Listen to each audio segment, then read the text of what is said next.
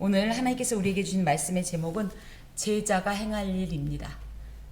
자, 여기에서 이제 제자는 예수님의 제자를 말하는데 보통 제자는 무엇을 하는 사람일까요? 스승을 따라가는 사람으로 예수님의 제자라면 어떤 일을 하여야 할까?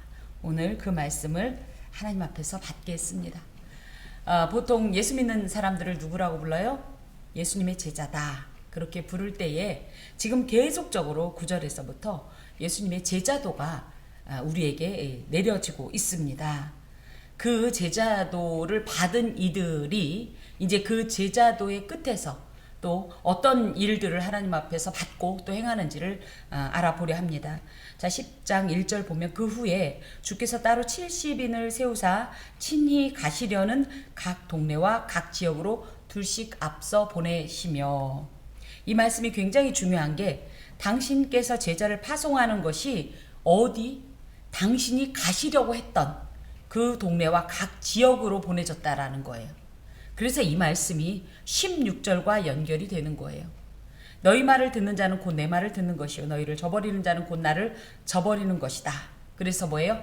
제자들이 예수님의 행하실 일들을 계승받아서 행하는 거기 때문에, 예수의 권위로 행하는 거고, 예수님께서 행하시고자 하였던 일들을 행하기 때문에 그 모든 제자들이 어떤 이 전하는 메시지들에 그만큼의 어떤 능력이나 이런 권세가 포함되어 있다라는 거예요. 예, 자 봅시다.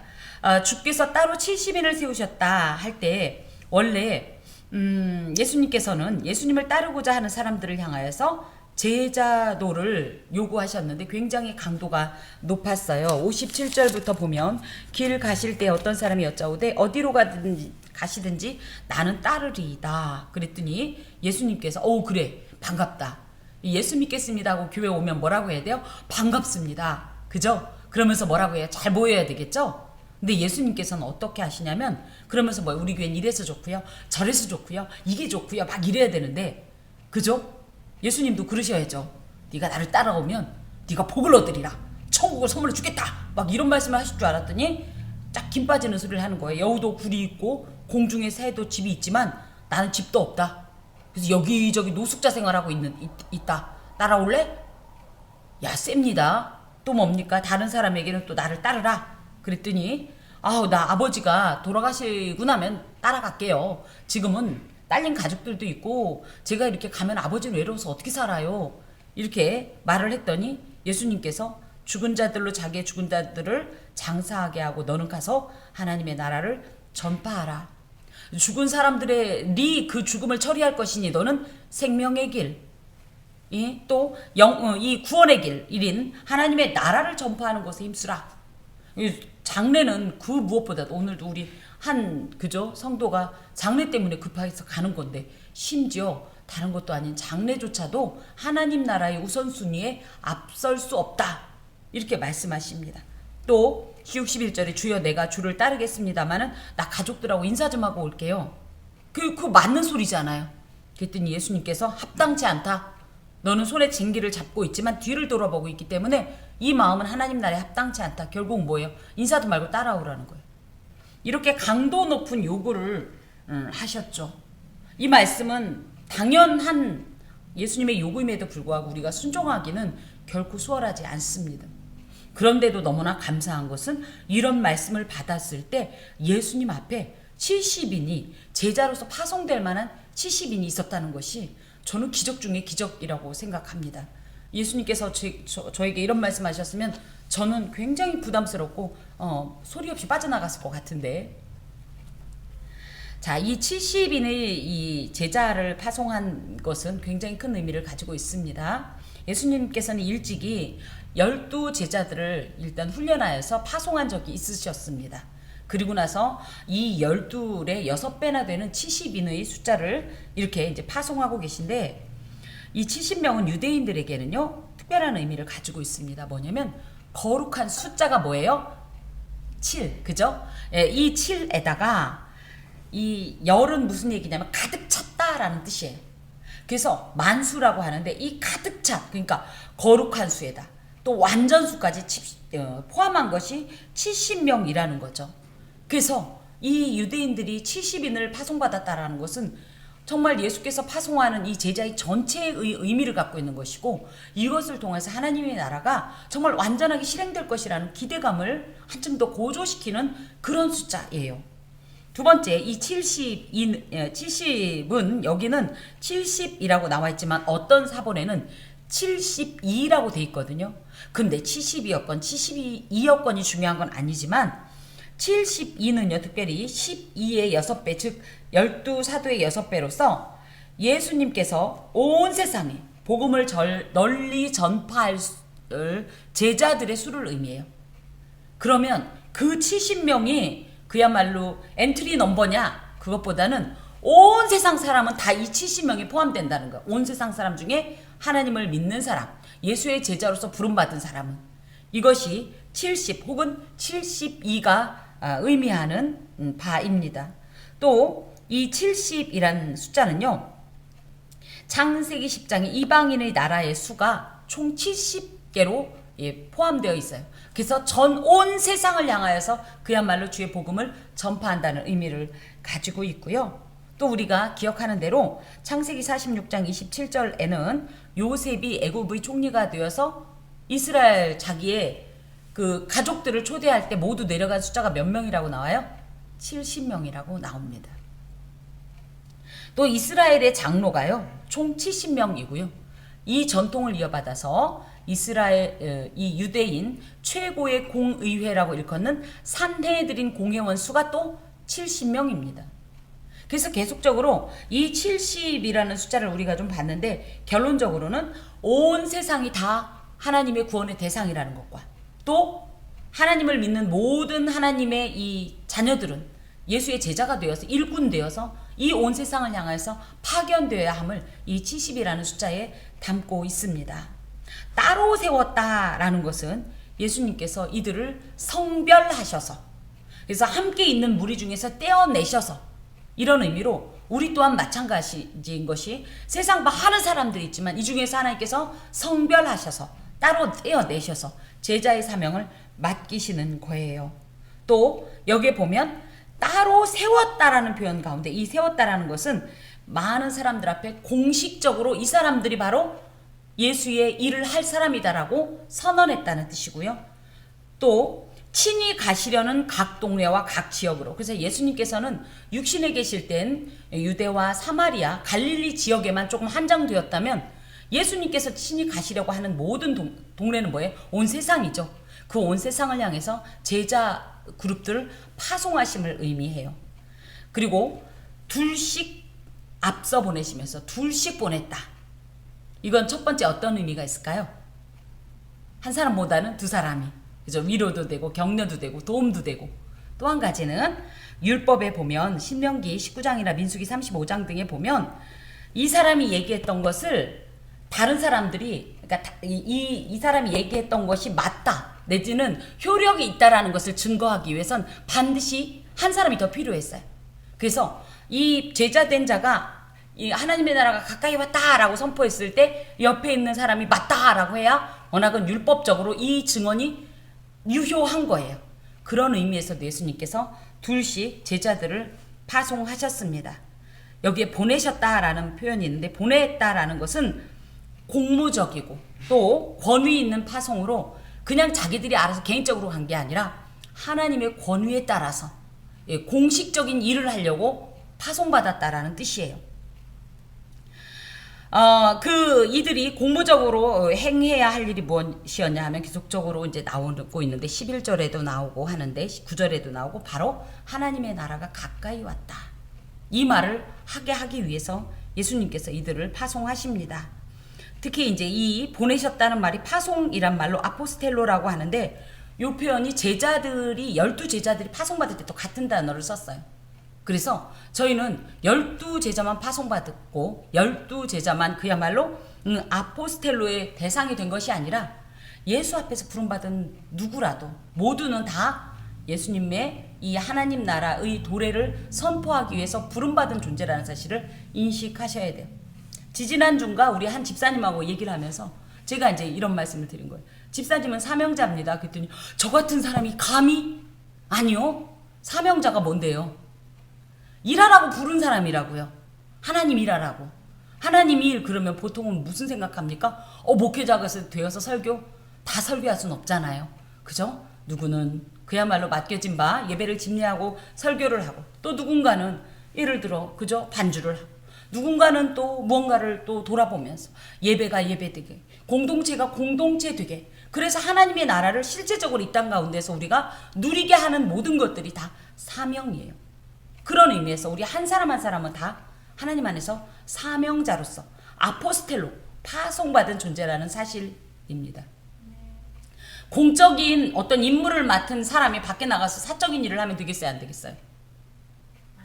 그래요. 그래서 우리는 공적인 일은 뭡니까? 하나님 나라의 일이지 않겠습니까? 근데 하나님의 일을 빼고 내 멋대로, 내 뜻대로 행한다면 이것이 직무유기가 되는 거예요. 그래서 우리가 사나 죽으나 교회 안에 있거나 교회 밖에 있거나 우리는 늘 누구의 공무집행자입니다. 하나님 나라의 시민 내지는 하나님 나라의 일꾼으로 살아가는 것이 하나님께서 요구하시는 합당한 그런 삶이라는 사실입니다. 자, 그러면서 이르시되 추수할 것은 많되, 추수 지금 이제 추수기 막 지났죠. 혹시 보셨어요? 추수가 막 끝났어요. 그래서 논에 그 집 크게 이렇게 묶어놓은 그런 것들이 지금 많이 있거든요. 이 추수한다라는 것은 다 익어서 그죠? 추수를 기다리고 있는 어떤 곡식과 마찬가지로 하나님께서 이미 그 추수, 하나님의 추수, 하나님의 복음 전파를 통해서 하나님 나라로 영입하는 이 작업을 시행될 수 있도록 그 마음들을 다 준비해 놓았다는 거예요. 엊그제 이제 그 모임에서 목사님들의 모임 가운데서 이런 얘기를 들었습니다. 우리 통합교단이 코로나 이전에 약 46만 명 정도가 이탈을 했대요. 빠져나갔대요. 어디로 갔는지는 다 이제 모르겠는데 코로나 3년 기간 동안에 70만 명이 빠져나갔다고 합니다. 그래서 다들 걱정하는 거예요. 야, 이 마지막 때가 가까울수록 더욱더 우리가 깨어 근신하며 정신 차리고 주의 이 날이 가까움을 대비해 살아가야 되는데 도리어 이런 일이 일어나는 거예요. 그러면서 이제 목사님들께서 말씀하시기를, 야, 전도를 해야 되는데 전도가 어렵다, 이렇게 말씀하신단 말이에요. 우리도 똑같은 말을 하지요. 하지만 그 중에선 그러니까 추수할 것이 많다라는 표현이 물론 널려 있다는 뜻도 있지만 어찌됐든 기다리고 있는 사람들이 있다라는 거예요. 근데 우리 눈에 보여요, 안 보여요? 누가 하나님께서 이 추수할 곡식으로 예비했는지 알지 못하니까, 예정된 자를 모르니까 어떻게 우리는 듣든지 아니 듣든지 때를 얻든지 못 얻든지 대상을 불문하고 주의 복음을 전해야 된다라는 사실이죠. 그러면서 그런데 문제는 뭐예요? 일꾼이 적다. 이거는 무슨 얘기예요? 실제로 전도하는 사람이 적다라는 얘기죠. 전도를 우리는 보통 어떻게 생각해요? 아, 저 사람은 전도의 은사가 있어. 그러니까 전도는 전도의 은사가 있는 사람만 해야 돼 라고 생각할지 모르지만 전도는 은사가 아니래요. 물론 더 거기에 대해서 마음을 가지고 열정을 품는 이들은 있지만 전도는 선택사항도 아니고요, 권리도 아니고요, 의무이고 예수 믿는 사람이 필수적으로 감당해야 될 사명이라는 사실이죠. 그런데 그것에 동의하지 않는 이들이 더 많으니 추수할 것은 널려 있지만 오히려 일꾼이 적은 상태가 됐다라는 거죠. 그래서 너희들이 어떻게 되냐면 추수하는 주인에게, 여기서는 하나님을 의미합니다. 하나님께 제발 추수할 일꾼들을 보내주소서 하고 기도하라는 거예요. 이 말 속에는 예수께서 어떤 마음이 있냐, 빨리 이 영혼들을 그야말로 추수하고픈 그런 영혼에 대한 간절함과, 실제로 하나님께서 이들을 빨리 하나님의 나라로 영입하지 않으면 이들은 어떤 자가 돼요? 버려진 자, 죽은 자, 멸망자, 심판자가 되기 때문에 이 영혼에 대한 안타까움으로 인하여서 제자들에게 너희들이 그 사명을 감당해야 되고, 무엇보다도 이 사명을 감당하면서도 하나님께 계속적으로 이 전도할 수 있는 어떤 역량과 특별한 은혜와 때와 대상을 달라고 기도하라, 이 말씀을 하십니다. 우리가 기도할 때 어떻게 그런 기도를 좀 하십니까? 하나님, 전도하고 싶어요. 제가 오늘 내게 한 영혼 맡겨주시면 제가 그 영혼을 향하여서 주의 복음을 전하겠습니다. 그러니 보내주세요. 이런 기도를 좀 해보십니까? 적극적으로 기도하셔야 합니다. 저는 이제 목회자로서 제가 이제 아까 오전에도 말씀드린 것처럼 뭐 빨간 조끼 입고 예수천당 불신지옥 이런 걸 하면서 이 피켓을 들고 이 정도까지는 아니지만 저는 그런 말씀을 드립니다. 하나님께. 하나님 한 영혼을 붙여주시면 제가 그 영혼을 예수의 신부로 그리스도의 군사로 훈련시키겠사오니 붙여주옵소서, 이런 그 기도를 드리고, 또 실제적으로 제가 이제 일을 나갈 때 하나님 오늘은 누구를 제게 붙여주실 겁니까? 믿음이 약하여진 자, 낙심한 자, 탈진한 자, 또 하나님의 말씀을 귀담아 듣지 않는 자, 배척하는 자, 거부하는 자, 누구라도 붙여주소서. 어찌됐든 붙여주소서. 늘 영혼에 대한 어떤 갈망, 그리고 열망, 그 영혼을 하나님께로 인도하겠다라는 어떤 열망 어린 감정이 있으면 하나님께서 또 이렇게 어찌됐든 하나님을 이야기하게 하고 하나님 나라를 공유하게 하고 이런 일들이 일어납니다. 이런 소망을 품으셔야 하겠습니다. 그러면서 갈지어다. 이제 가라 이거예요. 가라.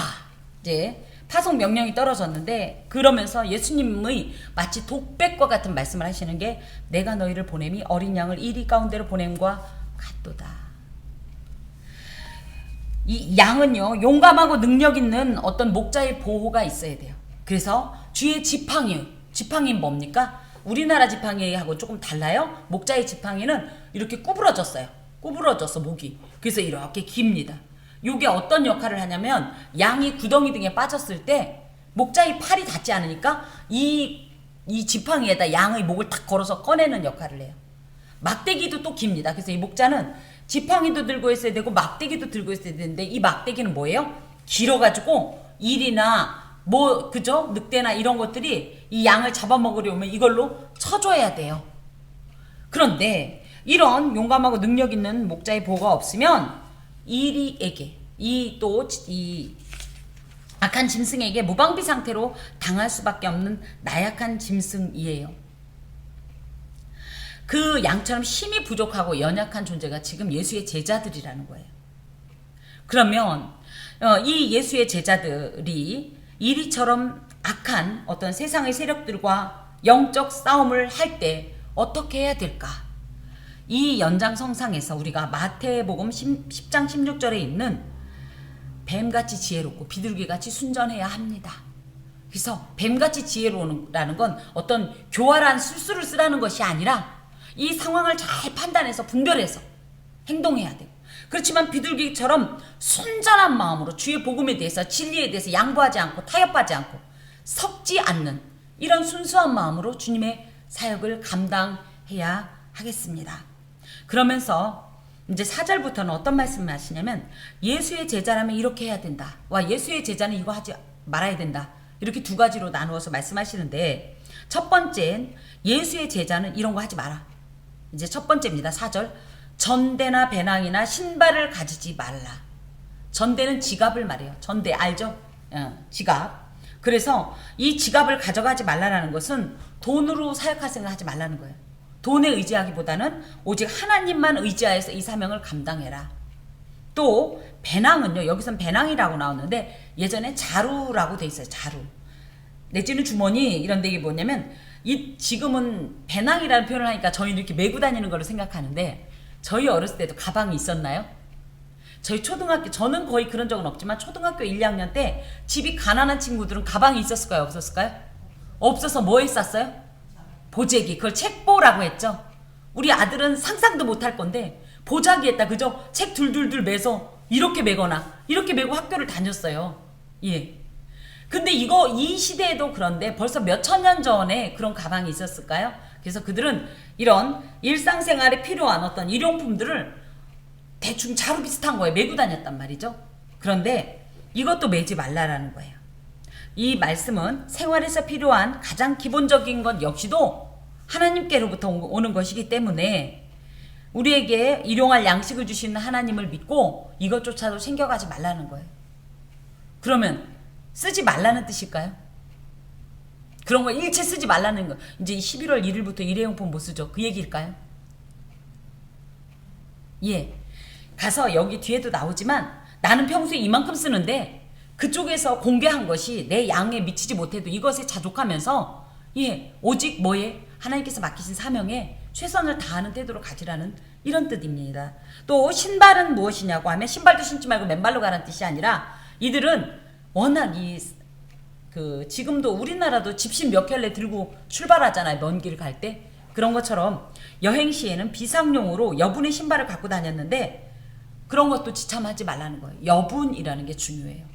그래서 당장 불필요한 소유, 꼭 필요한 것 빼고는 다 이런 집착을 떨쳐버려라. 이런 말씀입니다. 거기에다 또 특징적인 것은 길에서 아무에게도 무난하지 말라. 인사도 하지 말고 가래요. 아우 야 예수의 제자가 되려면 이렇게 비도덕적이고 비윤리적이고 아주 매너 없는 사람이 되라는 뜻인가? 그게 아니라 우리나라는 인사 어떻게 해요? 안녕하세요. 그죠? 뭐 반갑습니다 정도 하면 되는데 유대인들의 문안 인사는요. 첫 번째 뭐냐면 샬롬 이렇게 안부를 묻고 그 다음에 가만히 있는 게 아니라 뭐 샬롬 뭐 당신 뭐 God bless you 뭐 막 있는 대로 없는 대로 축복의 말을 네가 하면 내가 하고 내가 하면 네가 하고 우리 카톡 안 끝나는 것처럼 계속 주고받고 이걸 한참 해야 돼요. 그리고 나서 끝나는 게 아니에요. 또 사랑의 입맞춤, 또 사랑의 허깅, 그러면서 또 너의 가는 길에 주의 축복이 있으라 막 이런 걸 해야 돼요. 그러면 어떤 동네에 갔더니 만나는 사람마다 그거 하면 하루 다 가요. 그렇죠? 그래서 복음 전파는 지금 그 어떤 것보다도 급하고 중요하기 때문에 최우선순위로 둬라. 지금 그런 말씀입니다. 그리고 여기에 인에 연결되지는 않는데 7절 아래쪽에 보면 이 집에서 저 집으로 옮기지 마라. 그러니까 제자가 하지 말아야 할 것. 이 거처를 이동하지 말라라는 거예요. 이것은 더 나은 대접을 받기 위한 인간적 욕구로 이리저리 돌아다니지 말라는 거예요. 그래서 유대인들 이것은 더 나은 대접이라는 표현 가운데 유대인들이 나그네를 이 접대하는 문화가요. 우리나라는 어때요? 지나가다가 물 한 컵 달라고 그러면 물 한 컵 주고 끝내거나 내지는 가벼운 음식을 주는데 유대인들은 제가 그 말씀 드렸죠. 사막에서 나그네를 환대하지 않으면 이 나그네가 여기서 대접받지 않고 그냥 출발했다가 생명을 잃게 되면 이 책임이 여기로 돌아온다라는 이런 인식이 있습니다. 그러다 보니까 아주 극진하게 접대하게 돼 있어요. 그런데 봐서 A라는 집에서 극진한 접대를 받고 B집으로 왔더니 B집은 극진이야.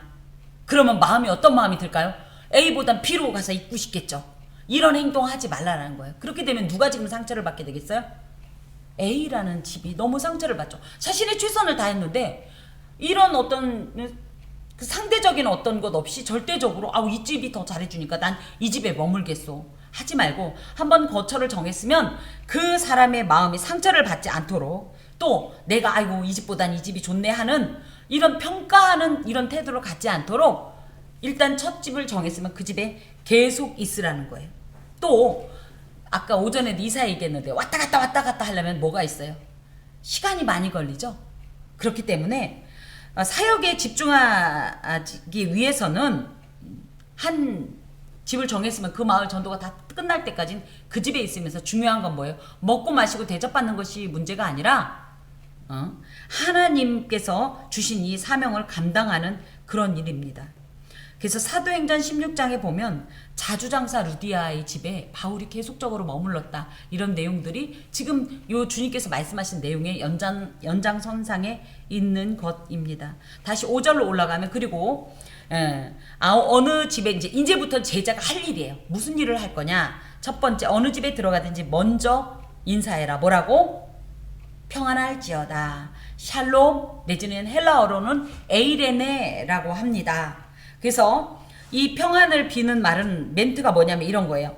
그냥 샬롬 이게 아니라 하나님의 복음을 받아들이고 하나님과 화평을 누리며 심령의 평안을 누리시오. 이렇게 말을 먼저 하라는 거예요. 이 평안이라는 말이 에이레네라는 말은 그러니까 샬롬과 에이레는 같은 평안이라도 조금 달라요. 에이레네는 무슨 뜻이냐면 전쟁이 전혀 일어날 이 위험이 전혀 없는 완전하고 안전한 상태. 요걸 에이레네라고 하고요. 샬롬은 조금 다릅니다. 비록 전쟁이 일어났다 할지라도 네가 하나님 안에 있으면 평안하다. 이런 뜻이에요. 근데 어찌됐든 이들이 가서 이 내용을 먼저 얘기해야 된다라는 거예요. 그래서 이 하나님의 평화를 누리려면 뭐가 필요하냐? 이 하나님의 복음을 받아들이면 된다라는 얘기를 먼저 가서 해라. 그러면 평안을 받을 사람이 거기 있으면 너의 평안이 그에게 머물 것이요. 그래서 평안을 받을 사람이라는 표현은 휘오스 에이레네라는 말로 어떤 사람의 성품과 하나님께 가지고 있는 태도가 평안을 담을 만한 어떤 인성이나 이 덕성이나 그릇이라는 거예요. 그런 사람에게는, 즉 하나님의 복을 받을 준비가 되어 있는 사람에게는 어떤 일이 있냐? 그 평안이 그에게 머물 것이요. 그래서 주의 복음을 받을 만한 사람이면 주의 복음을 받으면서 그 평안도 누리게 되고 하나님과의 평안의 상태, 이 교제를 누리게 될 것이요. 그렇지 않으면, 그 평안을 거부하게 되면 너희에게로 돌아오리라. 이 말이 땅에 떨어지지 않고 도리어 환수된다는 거예요. 축복과 기원의 말은 수용자의 자격과 태도 여하에 따라서 머물기도 하고 임하기도 하고 또 본인에게 되돌아오기도 한다는 거예요. 그래서 그런 얘기 하잖아요. 손해볼 것 없다. 그러니까 뭐 해라? 무조건 축복해라. 연습만이 살 길이다. 자, 우리 사랑하는 형제들에게, 자매들에게 인사하십시오. 자, 따라하세요. 하나님의 복음을 받아들이고 하나님과 화평을 누리며 심령의 평안을 누리십시오. 아멘. 이게 진정한 축복의 말입니다. 자, 그리고 그 집에 유하며 주는 것을 먹고 마시라. 일꾼이 그 삭슬 받는 것이 마땅하니라. 그 평안의 아들의 집, 6절에 보면 평안을 받을 만한 사람인데 평안을 받을 그 아들의 집에 계속적으로 머물러라. 예수를 생각해서 제자들을 영접해 준 그 집에 계속 머물러라. 그러면 어떤 일이 있냐? 그들이 당신에게 무언가 먹고 마실 것을 줄 것이다. 그 얘기예요. 그래서 이것은 말씀을 가르치는 일에 대한 보답으로서 의식주의 문제가 해결된다는 뜻이에요. 이제 조금 조심스러운 것이 그렇습니다. 주의 종들이 무엇을 받습니까? 사역을 하고 나면 사례비를 받는데요. 이 사례비의 원칙이 원래 의미가 뭐라고요? 의식주의 해결이에요. 근데 이 사례비가 너무 많아서 목회자가 자기 이름으로 교회에서 나온 사례비로 빌딩을 사고 집을 10개씩 사고 아들 집도 사주고 딸 집도 사주고 돈도 빌려주고 막 이 정도다. 이것에 대해서 어떻게 생각하세요? 예, 여기에 그런 내용이 나옵니다. 일꾼이라는 거예요. 그 사람. 일꾼. 즉 제자는 누구예요? 하나님 나라의 일꾼으로 부름받았기 때문에 그 싹을 받는데 그거는 나의 노동의 어떤 결과로만 볼 것이 아니라 하나님께서 주시는 싹이에요.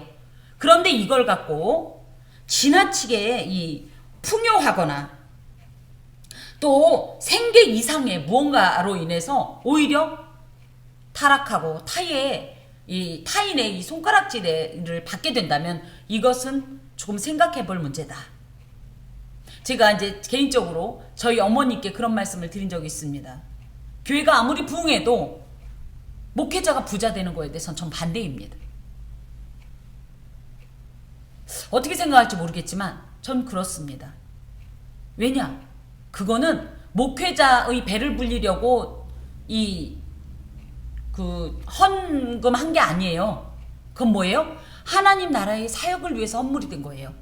그러니까 목회자가 기본적으로 의식주가 해결이 되고 나면 어떻게 해야 돼요? 나머지는 다 뭐 해야 돼요? 하나님 나라를 위해 써야 돼요. 교회에 가난한 자가 있으면 적극적으로 구제해야 되고요. 또 당장 가까운 곳에 가난한 나라 있고, 그죠? 이웃 있고, 동족 있고, 또 뭐 멀리 나가면 뭐 옷도 필요하고 뭐도 필요. 그래서 교회가 점점점 부자가 되는 것에 대해서 저는 굉장히 조금 부정적입니다. 이것이 이런 내용 속에서 나는 하나님의 일꾼으로서 나에게 적절한 삭슬 받으면 된 것이지, 그것 때문에 이렇게 하면 더 줄까 저렇게 하면 더 줄까, 내지는 주는데 내가 뭐 마다할 일 있냐, 이건 아니라는 거예요. 제가 이것에 대해서 많은 어떤 자조적이기도 하고 자책적인 여러 사례들을 말씀드리고 싶지만 이것이 또 어떻게 들릴까 싶어 조심스럽습니다만은 그렇다고 성경은 말씀하고 계십니다. 자, 또 8절을 보면 어느 동네에 들어가든지 너희를 영접하거든 너희 앞에 차려놓은 것을 먹고 이게 무슨 얘기냐면 주인이 전도자를 위해서 이 진심 어린 마음으로 음식을 차려준다는 거예요. 그런데 왜 이게 문제가 되냐면 고린도전서 이제 10장 20절에 이런 내용이 나와요. 불신자 중에 누가 너희를 청했어요. 그런데 유대인들의 음식 관습은 무엇입니까? 레위기 11장에 의하면 부정한 짐승, 정한 짐승이 따로 있잖아요. 그런데 이 사람들은 이방인이고 불신자니까 갔더니 세상에 고등어를 튀겨줬네. 먹으면 안 돼요. 유대인의 구별된 음식 속에는 고등어가 안 들어가 있어요. 내지는 갈치찌개를 해줬네. 먹어야 돼요, 안 먹어야 돼요? 유대인의 음식 문화에 의하면 먹지 말아야 돼요. 그런데 뭐라는 거예요? 성경에선 먹으라는 거예요. 다시 고린도전서 10장 20절 불신자 중 누가 너희를 청하매 너희가 가고자 하거든 너희 앞에 무엇이든지 차려놓은 것은 양심을 위하여 묻지 말고 먹으라. 이게 무슨 얘기냐면 이방인들은요 음식을 먹을 때 우상숭배자들요 음식을 먹을 때 우리나라도 예전엔 그랬죠. 먼저 그 조상신한테 바쳐놓고 그거 먹는 어떤 그런 것처럼 우상들에게 그 바친 음식을 먹게 돼 있어요. 근데 하필이면 목사님이 오셨는데 오늘 아침에 저기 가갖고 그 우상한테 절한 음식이에요. 그걸 우리가 먹었기 때문에 그걸 목사님한테 접대했어요. 그럼 목사님이 이걸 먹어야 돼요? 안 먹어야 돼요? 우리 생각엔 먹어야 되죠. 근데 안 먹을 수가 있지만 먹으라는 거예요. 자꾸 제 개인 얘기해서 뭐한데 저희 어머니께서 저는 어렸을 때 참 큰 교훈을 주신 것이 어렸을 땐 떡이 그렇게 귀했어요. 그쵸? 동네에서 밤새 제사를 드리고 나면 그죠? 아침에 접시에 만큼 담아서 떡 조금 뭐 조금 해서 막 보내죠. 그런 거 없었어요? 저는 그런 기억이 나는데 예. 예, 그런데 엄연히 우리도 다 알고 있어요. 이건 무슨 음식이다? 제사 음식이다. 그런데 저희는 어떻다고요? 너무 먹고 싶어요, 그 음식이. 근데 그렇게 갈등하는데 예수 믿는 사람이 이렇게 제사 음식을 먹어도 되나 할 때 저희 어머님은 그러셨어요. 이거 원래 하나님이 만드신 거야. 하나님이 이 곡식 다 키우신 거야. 그걸 사람들이 제사한 거야. 근데 기도하고 먹으면 이건 우리는 그런 제사 음식과 상관없이 하나님께서 만드신 것으로 먹을 수 있는 거야. 그래서 저희 어머님이 항상 대표 기도를 하고 저희에게 친히 떡을 떼어주셨어요. 근데 그 떡을 먹고 아무렇지도 않았고 그것에 대해서 굉장히 자유해요. 지금 예수님께서 그 말씀을 하시는 거예요. 그래서 우리가 그렇다고 이방인들이라고 하면 뭐하지만 예수님 안 믿는 사람들이 뭐 술 먹자 하니까 짠하고 이건 아니에요.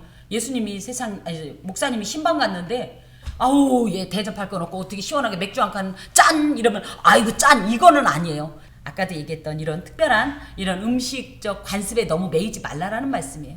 그래서 교회적 관습 뭐 이런 것들이 많이 있지만 그것에 매이지 말고 중요한 것보다 영혼을 얻는 것이다. 지금 이 말씀을 주께서 하십니다. 또 거기 있는 병자들을 고치고 또 말하기를 하나님의 나라가 너희에게 가까이 왔다. 병자들을 고치는 사역은요. 병은 뭡니까? 죄로 인해서 온 저주의 어떤 한 증상이에요. 결과예요.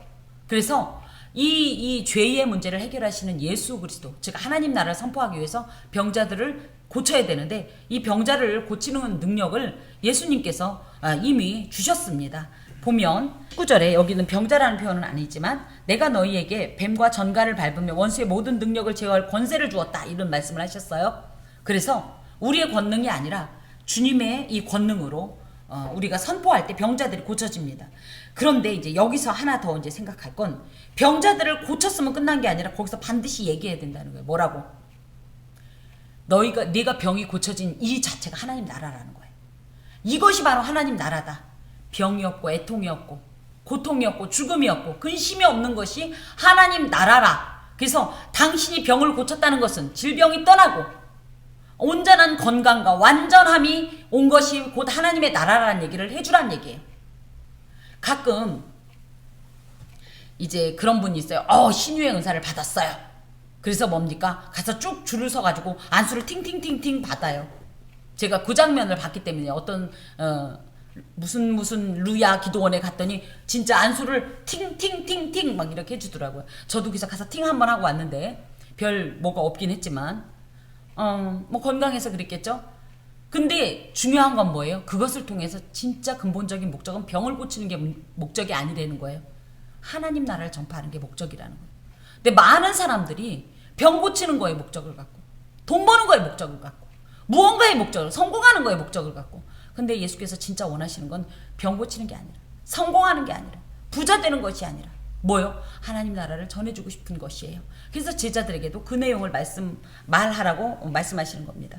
또 어느 동네에 들어가든지 너희를 영접지 아니하거든. 그래서 많은 사람들이 예수의 이 권위도 거부했어요. 그러면 예수의 제자들은 더하겠죠.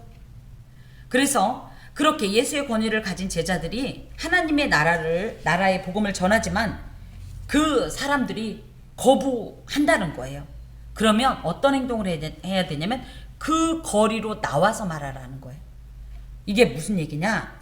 이것을 이 개인의 문제로 보지 말고 많은 사람들에게 공증하라는 거예요. 즉 이 동네 사람 혹은 저 사람이 하나님의 복음을 거부했다라는 사실을.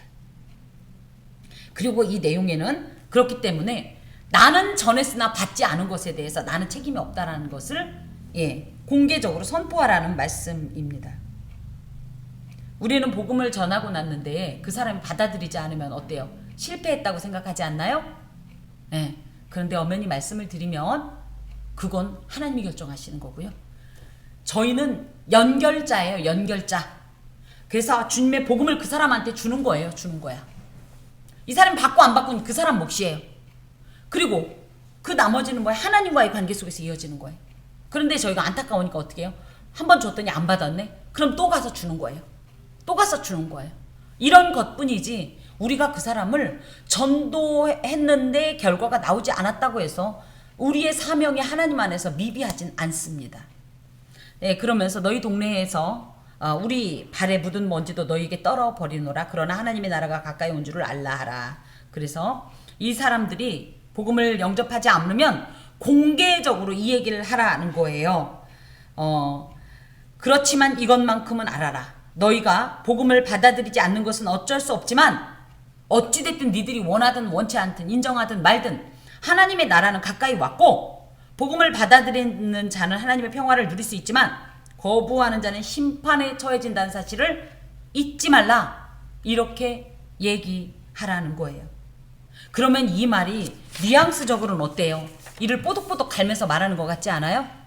그런데 이렇게 일부러 그냥 영접하지 않으면 말지 뭘 와서 먼지를 털면서 또 이 말을 굳이 할까 할 때 이게 은혜적 측면에서 보면 하나님께서 주시는 마지막 기회라는 거예요. 충격요법이라는 거예요. 충격요법. 왜 충격요법을 써요? 그 사람이 이 말을 듣고 내지는 이 행동을 보고 충격을 받아서 이것에 합한 어떤 행동을 해주길 바라는 것처럼 이런 말을 했을 때 이 사람이 회개하고 하나님 나라로 돌아올 수만 있다면 이런 의미를 가지고 있습니다. 또 하나는 당신들이 복음을 제 아무리 거역하고 반대해도 기정사실은 뭐다? 하나님의 나라가 지금 가까이 곧 문 앞에 왔다라는 사실이다. 너희들이 아무리 이것을 막으려고 해도 저지되지 않고 이것을 외면해도 안 볼 수가 없다. 지금 그 얘기를 하라는 말씀이에요. 그러면서 내가 너희에게 말하노니 그날은 심판의 날, 하나님의 날, 여호와의 날이라고 합니다. 예수 그리스도의 재림일을 말해요. 그날에 소돔이 그 동네보다 견디기 쉬우리라. 하필이면 왜 소돔이 소환되었느냐 할 때 이 소돔은요 창세기 이제 19장 등에 있는데 죄악으로 관영한 도시로 심판받아 마땅했어요. 그런데도 왜 이 소돔보다도 이 동네가 차라리 낫냐 하면 적어도 소돔은요 회개하라 천국이 가까웠느니란 말을 못 들었다는 거예요. 복음을 듣지도 못했고 회개의 메시지도 듣지 못했어요. 그런데도 그렇게 다시는 소돔과 고모라가 이 전승에 의하면 우리가 염해 지금은 사해라고 불리는 그곳이 소돔과 고모라였을 거라고 그렇게 얘기하거든요. 다시는 그 땅에 사람이 살만한 도시가 건설이 되지 못할 정도로 완전한 폐허가 됐는데 차라리 얘들이 받은 심판이 가벼울 정도로 주의 복음을 적어도 회개의 메시지를 받지 않은 이들에게는 상상할 수 없는 아주 치명적이고 끔찍한 심판이 임한다라는 말씀이에요. 화 있을진저 고라시나 화 있을진저 벳세다야. 또 가버나우마 이런 말씀을 쭉 하시는데 고라신이라는 곳은 정확하게 여기서 어떤 사역이 있었다 이런 얘기는 별로 없어요. 그런데 어찌됐든 가버나움에서부터 북서쪽으로 약 4km 정도 위치해 있습니다. 근데 분명히 이 가버나움이라는 곳이 예수님의 갈릴리 사역의 중심지였기 때문에 4km 정도면 충분히 주의 복음을 받았을 거라는 거예요. 회개의 촉구에 대한 메시지를 받았을 거란 말이에요. 그런데 이들이 결론적으로는 어떻게 했어요? 거부했다는 거죠. 또 벳세다는 어떤 장소냐면 우리 아주 많이 알고 있는 오병이어 기적이 일어났던 동네예요.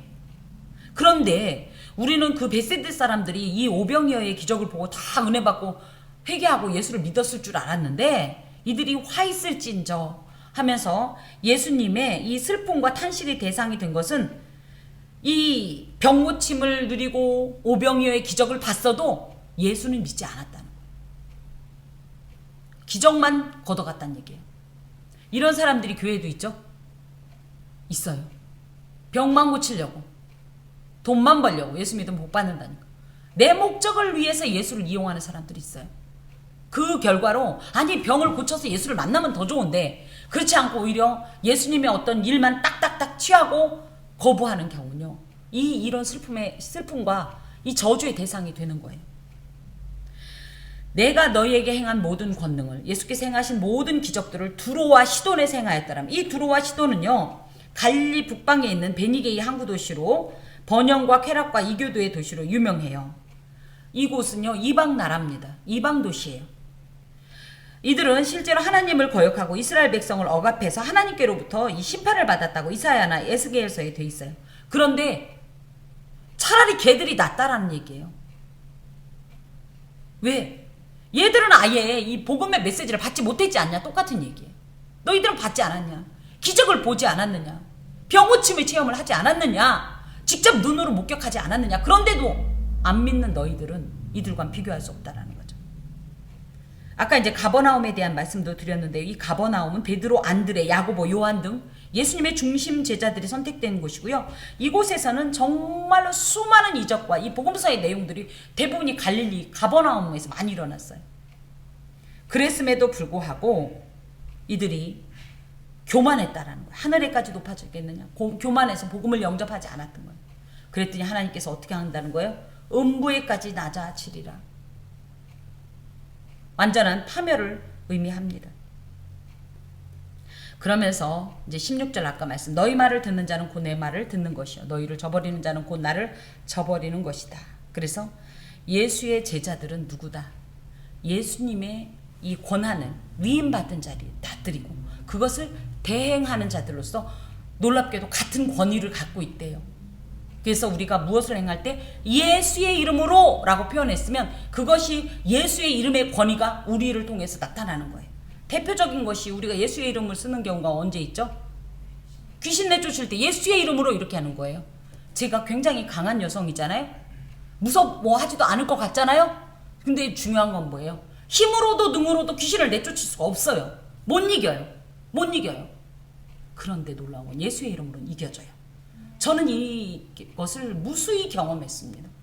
꿈에서도 실제로도 귀신을 내어줄 때 예수의 이름으로 귀신이 떨며 떠나가고요. 그랬기 때문에 그 제자들의 말, 즉 하나님의 나라가 가까이 왔다라는 말을 받아들이면 하나님의 말씀을 순종하는 것이기 때문에 놀라운 은혜를 입게 되고 비록 제자, 하나님이 아니라 예수 자신이 아니라도 제자들의 말을 거부했을 땐 이 거부한 것에 응당한 처벌을 받게 된 것이 바로 제자의 권위로서 또 궁극적으로 뭐예요? 예수님을 거부하는 것은 하나님, 나 보내신 이 하나님을 거부하는 것이다. 굉장히 무서운 말씀을 주십니다. 오늘 본문 제목이 이제 제자의 행할 일, 제자가 행할 일인데요. 여러분 제자는 무슨 일을 해야 합니까? 첫 번째 하나님 나라가 가까이 왔다는 얘기를 해야 돼요. 여러분 복음 전파하라고 뭐 하죠? 교회 오면 좋은 일 있어요. 교회 오면 잘 돼요. 물론 이게 하나님 나라의 이 단편이긴 합니다만은 진짜 전해야 되는 건 예수예요. 듣든지 아니 듣든지 듣기 좋은 말로 해줘 이렇게 무서운 말로 해요 할지라도 중요한 건 뭐예요? 하나님 나라가 빠지면 이건 복음 전파가 아니에요. 그래서 제자가 할 일이 뭐다? 하나님 나라를 전파하는 거예요. 하나님 나라가 가까이 왔습니다. 그 하나님 나라인 예수 그리스도를 전파해야 이게 진짜 전도입니다. 물론 뭐 come and see 와서 봐 라고 빌립처럼 얘기할 수도 있긴 합니다만은, 그래서 그 빌립이 데리고 온 곳이 어디예요? 예수님이에요. 예수께로 이끌고 나오는 겁니다. 또 제자가 할 일은 뭡니까? 회개를 촉구하는 거예요. 회개를 촉구하는 거. 회개하라. 천국에 가까우니라. 예수님의 첫 번째 설교문이잖아요. 그리고 하나 더는 분명한 심판의 날이 있음을 선포해야 돼요. 너 그러면 죽어. 너 예수 안 믿으면 지옥 가. 라는 얘기를 실제적으로 해줘야 돼요. 복음 그러면 우린 굿뉴스 그러니까 좋은 말만 해주고 충격받을 말, 상처받을 말을 빼는데 아니에요. 복음은 양날개가 있습니다. 하나는 뭡니까? 하나님의 나라 선포입니다. 그리고 회개하여서 이 화평을 누리라는 것이지만 하나 더는 뭡니까? 예수를 믿지 않으면 지옥 간다는 얘기를 같이 해줘야 돼요. 심판이 있다는 얘기를. 그런데 한국교회가 심판 얘기하니까 교인들이 자꾸 떨어져 나가. 마음 불편하다고 싫대. 머리 아프대. 하니까 어떻게 이거 빼고 이거 하나만 전하고 있는 거예요. 그랬더니 복음이 능력이 없어. 교회가 자꾸만 어떻게 돼요? 좋은 걸로 가다 보니까 아예 예수님 다시 오시는 건 다 잊어먹은 이런 정말 기이한 사태가 벌어졌는데 제자가 행할 일입니다. 예수님을 전하세요. 근데 중요한 건 뭐예요? 예수를 믿으면 천국, 예수를 믿으면 구원, 예수 안 믿으면 심판, 예수 안 믿으면 지옥도 분명히 함께 말씀해 주셔야 합니다. 이것이 제자가 행할 일입니다. 기도하겠습니다. 주님, 우리를 제자로 부르셨나이다. 우리는 아무것도 아닌데 우리를 성별하여 주님의 권능으로 우리를 세우시고 파송하셨습니다. 이제 우리의 입술에 담아주신, 우리의 삶에 새겨주신 주의 복음을 온전히 증거하게 하여 주시옵소서. 그리하여 주님의 제자가 행할 마땅한 본분을 시행함으로 하나님의 나라가 참으로 많은 이들에게 전파되게 하시고 선포된 이 말씀을 통해서 많은 이들이 주께로 돌아오는 역사가 있게 하여 주시옵소서. 주님, 나를 사용하여 주옵소서. 예수 그리스도의 이름으로 축복하고 기도하오며 주 예수 그리스도의 은혜와 하나님의 사랑과 성령의 교통하심이 은총을 입은 함께하는 교회의 모든 권속과 그 삶에 영원히 함께하옵시기를 간절히 축원하옵나이다. 아멘.